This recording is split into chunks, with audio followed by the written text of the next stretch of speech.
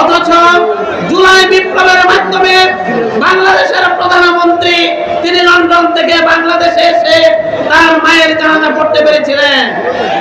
জুলাই বিপ্লব হয়েছিল বলেই সিরাম সালাউদ্দিন সাহেব ভারত থেকে বাংলাদেশে এসে স্বরাষ্ট্রমন্ত্রী হয়ে তিনি সংসদে ফতোয়াবাজি করতে পারছেন।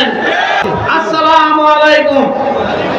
প্রিয় ভাই সব, আমরা দীর্ঘ 16টি বছর ফ্যাসিবাদের সাথে সংগ্রাম আন্দোলন করে বাংলাদেশের মাটি থেকে জুলাই বিপ্লবের মাধ্যমে ফ্যাসিবাদকে তাড়িয়ে অন্তর্বর্তী সরকারের অধীনে একটি নির্বাচনের মাধ্যমে বর্তমান সরকার ক্ষমতাসীন হয়েছে।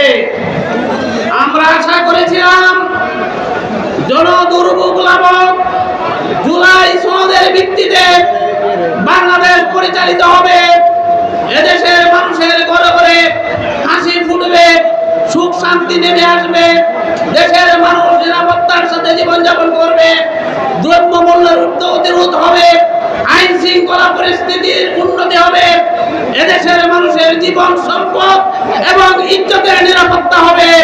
কিন্তু দুঃখের বিষয়, বর্তমান সরকারের 4টি মাস অতিবাহিত হয়েছে।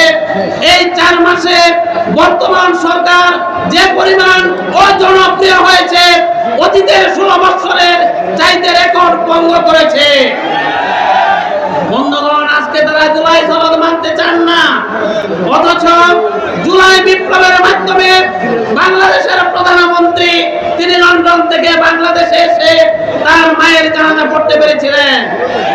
জুলাই বিপ্লব হয়েছিল বলেই সিরাম সালাউদ্দিন সাহেব ভারত থেকে বাংলাদেশে এসে স্বরাষ্ট্রমন্ত্রী হয়ে তিনি সংসদে ফতোয়াবাজি করতে পারছেন। আমরা তাই পরিষ্কার বলতে চাই, যাদের রক্তের বিনিময়ে এই বাংলাদেশের নতুন স্বাধীনতা আমরা পেয়েছি, তাদেরকে ভুলে গেলে চলবে না, তাদেরকে আমরা ভুলে যাব না।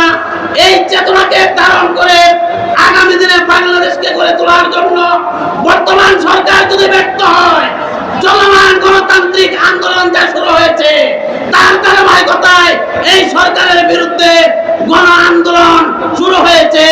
এই আন্দোলন তীব্র থেকে তীব্রতর হবে, তারা ক্ষমতায় আর থাকতে পারবে না। এদেশের জনগণ তাদের পছন্দনীয়, এদেশের মানুষকে ভালোবাসে, ইসলামকে ভালোবাসে এমন দল এবং জোটকে ক্ষমতায় বসাবে ইনশাআল্লাহ।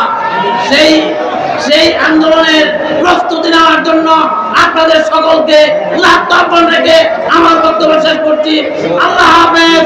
বাংলাদেশ জিন্দাবাদ, বাংলাদেশ জামাত ইসলামী জিন্দাবাদ, 11 দলীয় ঐক্য জিন্দাবাদ।